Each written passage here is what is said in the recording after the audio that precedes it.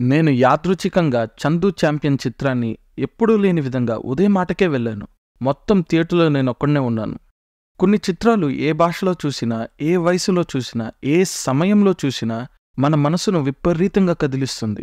ఇప్పుడు 'చందు ఛాంపియన్' ఆ కోవలో చెందిన చిత్రమా కాదా అని చూద్దాం. దానికి ముందు ఒక్క పేరు గుర్తుపెట్టుకోండి.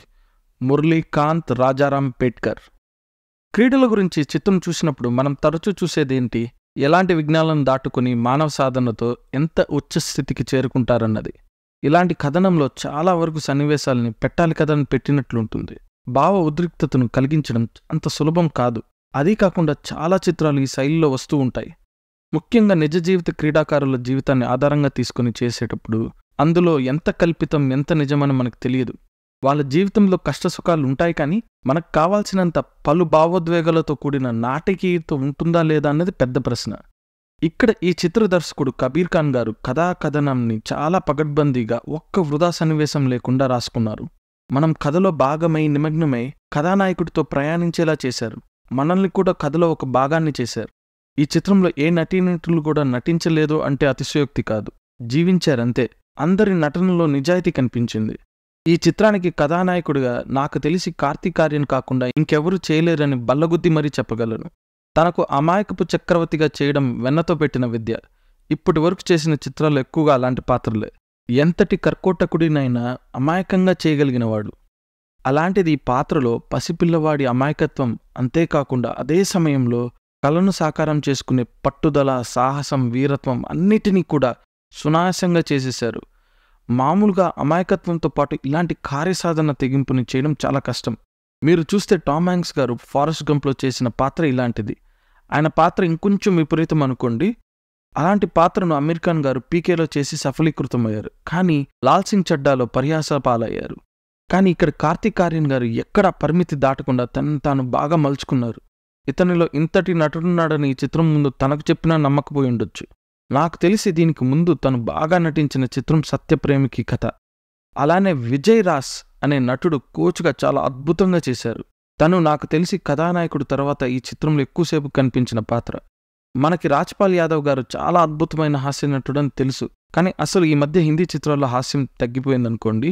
అలానే ఉన్న చెత్త రాతలతో ఉన్న మూస పాత్రలను ఆయనకు వచ్చేవి. కానీ ఇందులో హాస్యం ఉంటూ చాలా హృదయమైన పాత్రను చేశారు.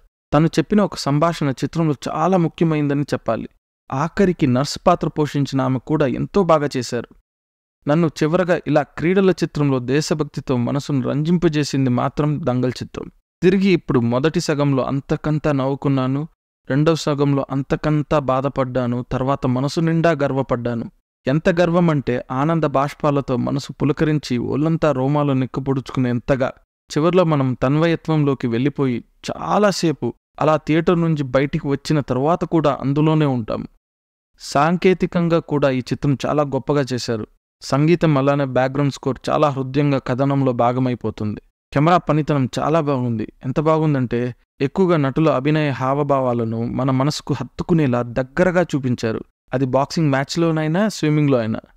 దీనంతటి కారణం అద్భుతమైన కథనం, దర్శకత్వం, నటనలో జీవించిన నటీనటులు అంతా ఒక ఎత్తైతే, అసలు ఇదంతా నిజంగా ఒకే అతను ఇంతలా జీవితంలో కోల్పోయినా కూడా అలుపెరగని విక్రమార్కుడిలా మానవ సంకల్ప బలంని నిరూపిస్తూ ఆయన సాధించిన ఘనత తలుచుకుంటేనే మనసు బరువెక్కిపోతుంది. తను దేశానికి మొట్టమొదటిగా ఇండివిజువల్ క్రీడలో ఒలింపిక్ బంగారు పురస్కారాన్ని సాధించిన ఘనతను తెలుసుకోవడానికి 50 సంవత్సరాలు పట్టింది మనకు. ఆయనను సత్కరించి గౌరవించడంలో కూడా 50 సంవత్సరాలు వృధా అయింది. కేవలం ఇప్పటి ప్రభుత్వం పద్మ పురస్కారాలని రాజకీయ నాయకులకి కావాల్సిన, తెలిసిన వాళ్లకు, ధనవంతులకే పరిమితమైన పద్మ నిజాయితీగా ప్రజల నుండి వచ్చి దేశానికి ఘనత తీసుకొచ్చిన వాళ్లకు, ప్రజలకు నిజాయితీగా సేవ చేసిన వాళ్లకు ఇచ్చి సత్కరిస్తుండగా పీపుల్స్ పద్మగా అభివర్ణన జరిగిన తరువాత 2018లో ఈ మహామనిషికి పద్మ పురస్కారం దక్కింది. ఆయన పేరు గుర్తుపెట్టుకోండి, మురళీకాంత్ రాజారాం పేట్కర్.